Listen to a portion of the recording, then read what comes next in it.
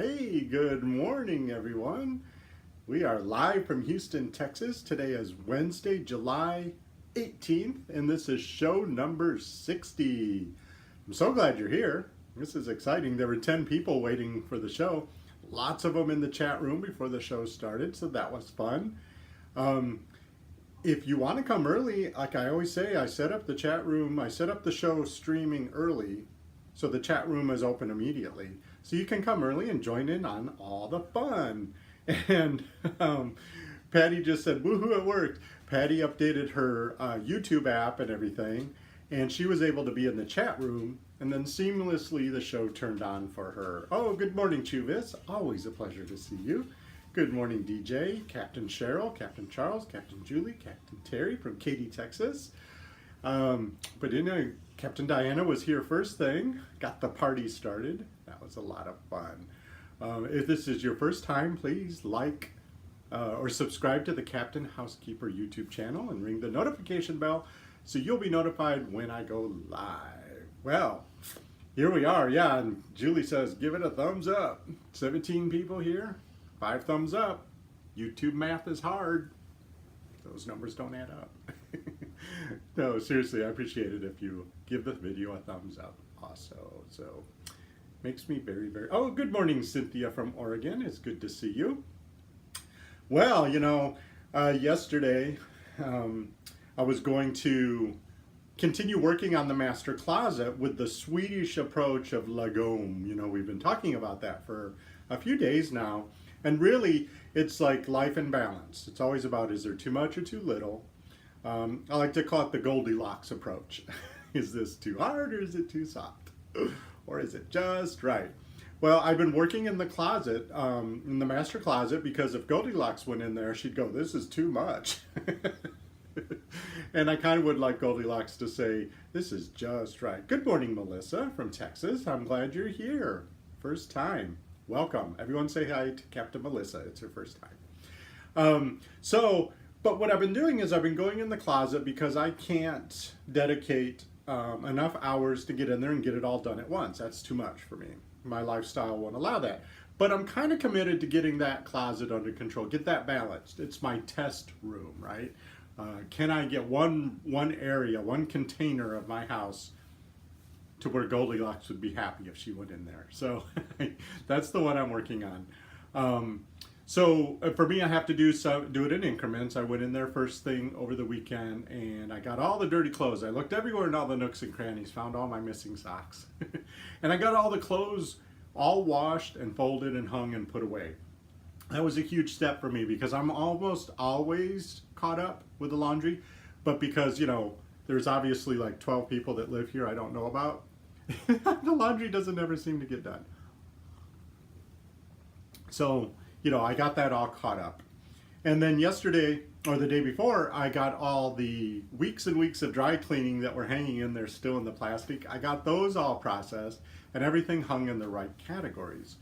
So yesterday I went in there and I had this kind of like this little, I don't know if it was epiphany or what it was, but I was kind of wanting to, feel better about the process. I want this to be joyful, right? And I immediately remembered right after I left college, I worked at a clothing store because I was an art major, so there weren't a lot of jobs for people that painted oil paintings at the time. So I worked at this clothing store. I lived in Lake Tahoe. It was a big store, and it was called Miller's Outpost, if you've ever heard of it. It was a kind of a West Coast store for a long time. And they had a really good training program for sales. And so I was in this sales training program. And the thing that really stuck with me is, I'm a small town country boy. I didn't have a lot of, there was no internet back in the 80s when I graduated from high school. So I didn't have a lot of exposure to a lot of things. So the sales training really kind of opened my mind to what the world, had to offer with other people. Because what we were taught was how to, of course, make sales and interact with strangers, no matter where they're coming from, no matter who they were, and hopefully encourage sales, right? But the thing that really struck me is they taught us, this is super basic sales, they taught us that you never ask a question that the customer can say yes or no to. You never ask a question that can be answered yes or no. It's real basic sales. I know a lot of us that are in sales have heard this before. But that moment was like, it blew my mind, because I realized that people are having this psychological experience, even if you're just walking through a clothing store or you're at home cooking dinner, you're all having this psychological experience, right? And the way you interact with people will have a different response, you know? There's a rule that I have that drives some of my friends crazy, is that anytime you give unsolicited advice, it's always met with resistance, always. So if you know, your friends over there and they're like, struggling, if I just jump in there and give them advice and try to fix it, they're going to dig their heels in and they're going to argue for their unhappiness. I'm unhappy because of X, Y, Z, because they didn't ask me for advice. I can be there to support them, but that's a psychological response that I realized is very, very powerful to keep that in mind. So anyway, back to my master closet. So I'm in there and I'm, self-talk. It's going through my head. I'm looking at what needs to be done, trying to figure out where to start, trying to find balance. Really, my goal is to balance everything, right? And I realized that I was telling, can I do better? Shouldn't I be trying harder? And my response to that was not a feeling of balance. It was a feeling of I'm not good enough, or it's a feeling I'm not trying hard enough. Surely I have enough hours in the day just to get my closet organized. My response wasn't one of balance. It was one of going off on myself and feeling much more negative energy than I wanted to feel. So I just kind of pulled that back. I said, whoa, what are you doing? Pull it back. This really was all about work clothes, but it turned into this moment of, what are you doing? Why are you beating yourself up? Why are you expecting yourself to magically make more hours in the day, etc. So I stopped and I looked around, and with that feeling of balance that I finally could find, I said, is this good enough? Have I done enough for the day? And I had about 20 minutes more, so it's like, no, this isn't good enough, because I have 20 more minutes. I can, rearrange this portion of the closet and hopefully make some progress, which is all I really want. And that's good enough. I walked out of there, and instead of thinking, why didn't I spend more time? I could have at least gotten one bag ready for Goodwill. Can I do any better than this? I stopped that. I put a pin in it. And I said, was that good enough what I did? And it was. And it was such a different feeling. I felt really good about what was done. I felt really good that now I need to close that closet door and I need to go cook dinner, or I need to go exercise the dogs, or whatever was next on my list. That was good enough. So I'm going to stop trying to think, can I do better, or should I try harder? I'm just not. I'm going to try to fold this into my day-to-day life. Don't ask myself yes or no questions, because the answer is yes or no, and it ends the conversation. The biggest conversation we have is with ourselves, isn't it? Aren't we constantly talking to ourselves? So what if we just asked ourselves, is this good enough? And if it's not quite good enough, do a little bit more. But maybe it is good enough for right now. Anyway, so that was my Lagome experience. I didn't get a lot done in that closet except in my mind. But you got to get lined up, right? You got to get your ducks in order before you approach a project, so that you have a very, very good experience. Anyway, lots of stuff went past. I didn't see it.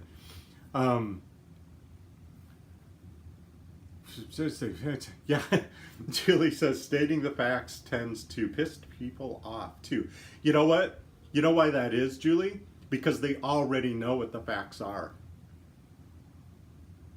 I've struggled with, ever since I moved back to America, back in the late 90s, I've struggled with my weight, because I was always super skinny, and then I've always been overweight since I got back. And if anybody tells me how to lose weight, it's like, look, I know literally every single way out there to lose weight.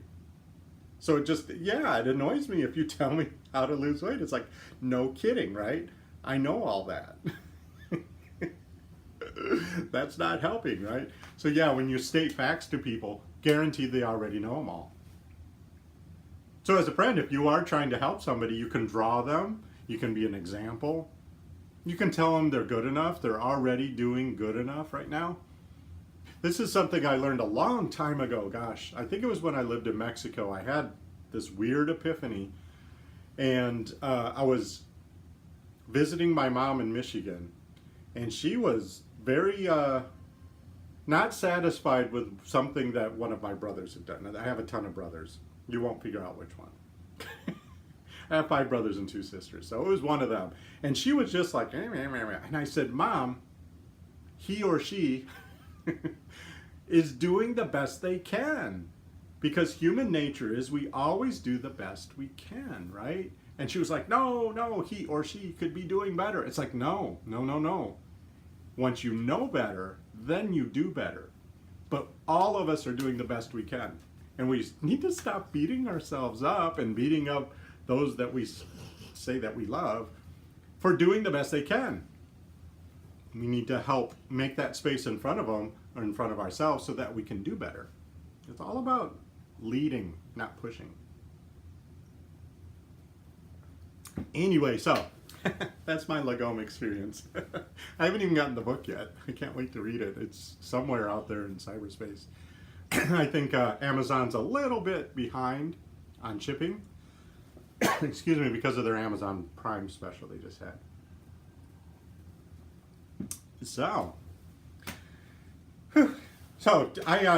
just for those of you that are wondering, I have not made enough progress on that man's sweater. So I'm this close to going into panic mode. Crocheting on a deadline isn't as much fun as it sounds. Terry says, sometimes if we continue to compare ourselves with others, we forget that we are enough. Gosh, isn't that the truth? Isn't so much of our suffering is comparing ourselves with others? And you can't figure out whether or not it's too hard or too soft. You can't do the Goldilocks thing if you compare yourself with others, because we're so individual. We're so different. My house will never, ever, ever look like the neighbor's house across the street. He had 2 toddlers and it didn't even look like children lived there. I don't have any kids and it looks like I have 17 of them. We live different lives. We're different people. You know, we're married to different people. We have different income levels. We have different educations and different cultures. So comparing ourselves to other people is just a recipe for feeling dissatisfied. You know? And, you know, we are good enough, just the way we are. So, but you have to really stop that self-talk, don't you? You have to pull it all in. You have to stop comparing. Julie says, are you doing that your best on that sweater? Julie, you and I would be friends if we lived closer. Because I get the way you approach life. Yeah, no, I'm not doing, well, you know what, yesterday I worked on it quite a bit and I actually figured out some design elements. And figuring those design elements out is going to allow me to go a little bit faster. So Julie, actually I can answer that yes, I think I am doing my best on that sweater, and I think I am at a point where now it's going to really start coming out fast. Captain Deborah says, I know I was always stressed when I was crocheting on a deadline, even though I was enjoying the project. Yeah, it adds a different layer to the project, doesn't it?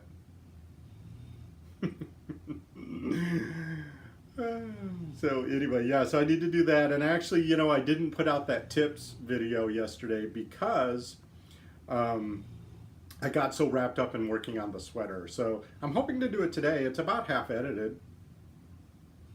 Lots of tips and tricks from Captain Housekeeper. Julie says we're both introverts. Yeah, we are both introverts. You know, it's really funny. If you're not an introvert, you might think an introvert's shy, but introverts aren't shy. We like to talk about life. We just don't like small talk. You know, it's really hard for introverts to sit down and just chit chat with somebody new about, you know, little things. But boy, oh boy, give us a platform and we're going to go on and on about epiphanies in the master closet. Because I have a lot of them in different rooms. And now I have a platform to just go on about it. 18 people here, so happy to see all of you. If it's your first time at Captain Housekeeper Live, please subscribe to the Captain Housekeeper YouTube channel. I appreciate it. Julie says, so true, and Captain Charles says, hear, hear, yes. It's why, you know, back when I was hot and heavy in the crochet and knitting world, I had a lot of trouble going to some of those, you know, they get together every Thursday night from 6 to 8 and sit and crochet or knit. And I had a lot of trouble with those because it was so much chit chat and small talk. So I ended up just like staring at my project, and you know, it wasn't as satisfying as it could have been. I really want to have a social life like that, but you have to make it in such a way. So what I ended up doing is I ended up forming my own knit and crochet group. Captain Cheryl used to go to it, and we would meet on Thursday mornings for breakfast at IKEA, and we did that for a couple of years, and that was a lot of fun. And what was great about that is that the group became very small because not everybody could come, because a lot of people couldn't go because they were at work, and so it became a much more intimate. We knew each other a lot better than the big group, and that really worked out better for me. And then they all abandoned me except Cheryl. They all moved away. It's okay. I'm a big boy. I can handle it. Stitching Out Loud's here. Hey, Stitching Out Loud. Good to see you. Captain Charles works full time. Yeah, see, you don't have your priorities in line, Captain Charles. Anyway, well, it's been wonderful talking with all y'all. We'll see you here tomorrow at 11 a.m. Central Time in the USA. I have no idea what we'll talk about then, but it will be something profound. At least in my own head. You know what? Melissa, just because you're in charge of your house doesn't mean you have to do everything, Melissa. Please automate and delegate whenever possible. If you're new here and you want to know what that means to me, there is a link in the show description. Just push the Show More button. And I have a blog post on my website about automation and delegation. I recently delegated the pool chores because I'd been doing it for 3 years. I did it well. I did the best I could. The pool was mostly in balance, but I ran out of time recently because my life took a change. So I automated that, delegated it, hired a pool service, rearranged my budget to be able to do it, and it's changed my life. I have so much more time, and I'm enjoying the pool. So anyway, okay, say it with me, everyone. No matter what life throws at me, I have the ability to make this a fantastic day. Okay, I love you guys so much. We'll see you tomorrow, same time. Bye-bye.